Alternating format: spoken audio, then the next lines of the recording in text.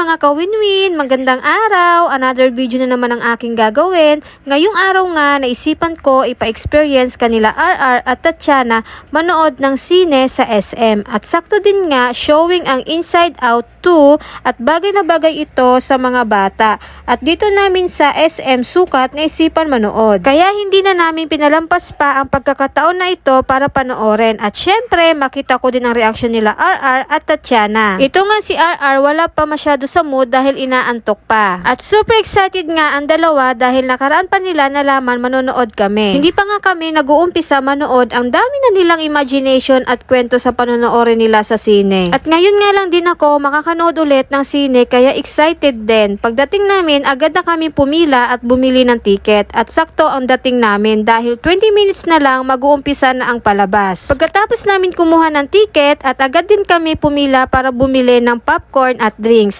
Dito lang din sa tapat ng ticket booth at medyo mahaba ang pila dahil marami din talaga nanonood ngayon. Habang pumipila nga kami, punong-puno nga naman ng energy itong dalawa. At maya-maya pa pinaupo ko muna sila at baka matapon yung dala ko dahil kaming tatlo lang talaga ang lumabas ngayon. Buti na lang din talaga, hindi na mahirap dalhin silang dalawa. Nangunguna na nga itong si RR habang daladala ang popcorn. Kung gusto mo manood ng Inside Out, nagkakahalaga lang ang ticket ng 352 pesos.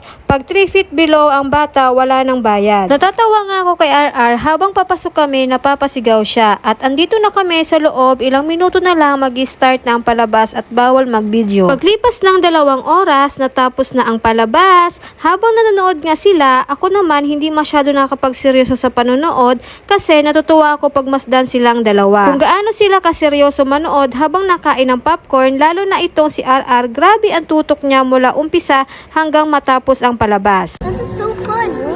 Yeah. Go. At the beginning of the show, there was lights and the lights just turned off when it was beginning. At natatawa pa nga ako dahil marami silang naobserbahan sa loob ng sine tulad ng dun daw nang gagaling ang palabas sa taas dahil dun daw ang reflection ng ilaw. At wag daw maingay dahil marami daw taong nanonood. Nakakatuwa talaga dahil ganyang age pa lang sila, lalo na si Tatiana, nagiging observant na sila sa paligid nila. Paglabas namin ng sinihan, gusto pa daw nila maglaro kaya dinala ko na lang sila dito sa Kidzona. At nang nasa Kidzona na nga kami, aba naman grabe pa ang energy ng dalawa. Samantalang ako nalolobat na. Pero wala tayong choice kundi sakyan ang kaligayahan nila at maging masaya para sa kanila. At suki na nga kami dito sa Kidzona kaya kabisado ko na din mukha ng mga staff dito. Charis! At kung gusto nyo naman pumunta dito sa Kidzona, isang oras nila 250 pesos kasama na ang guardian. Kaya kinuha lang namin ay isang oras lang at mas maganda magdala na lang din kayo ng medyas para less sa babayaran nyo. Itong si Tatiana nga, hindi na ako masyado natatakot gumalaw-galaw siya dito sa loob ng Kidzona. Hindi tulad dati na todo alalayan mo pa. Marunong na rin talaga siya makisabay sa Kuya RR niya.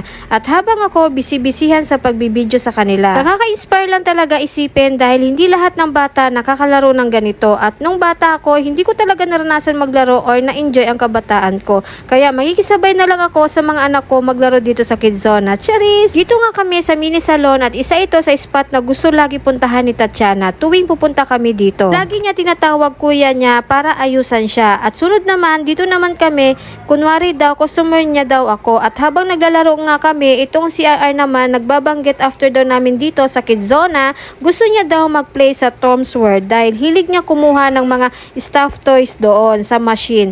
Nakakailang token din kami doon. May pagkakataon na nakakuha din siya ng stuffed toys. Pagkatapos namin sa Kidzona, dito naman kami sa Tom's World. Buti na lang talaga nakaipon ako ng energy. Kumuha na nga sila ng token at agad na nga pumunta si RR sa claw machine na paborito niyang laruin. Natatawa nga ako kay Tatiana, ginagaya niya kasi kuya niya. Marami din talaga silang nilaro dito. Dahil naka 300 na kami, wala pa din nakuha si RR, talagang tsempuhan para makakuha. Sabi ko kay RR dahil malungkot siya, next time ulit pagbalik at okay lang yan dahil di sa lahat ng oras pwede swertehin. Kaya nakaipon din sila ng madaming ticket. Naka 250 pieces sila RR ng ticket, maliit lang pwede palitan. Dahil marami na silang ginawa ngayon, naisipan na namin umuwi. Thank you for watching mga kawinwin sa susunod na vlog.